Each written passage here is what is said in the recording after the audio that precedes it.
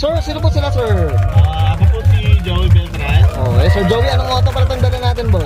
Toyota Commuter High-Ace year 2018. May inspired pa to, Boss Joey? Oo, inspired VIP ako. Tapos dun sa labas, may daycast ako na Bumblebee. Bumblebee. Ito, maka-transformer to si Boss Joey. Okay, Boss Joey, syempre very curious sa mga auto natin. Paano ba kayo nahilig sa pagkokotse, Boss Joey? Actually, nung bata-bata pa ako, talagang sumasali na ako sa mga car show.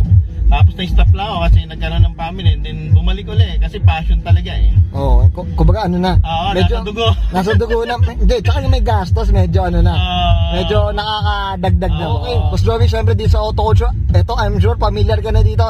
Check natin interior, exterior, yung engine bay. Syempre boss, iyan na lang natin, hindi natin titingnan. So tara, check na natin. Okay?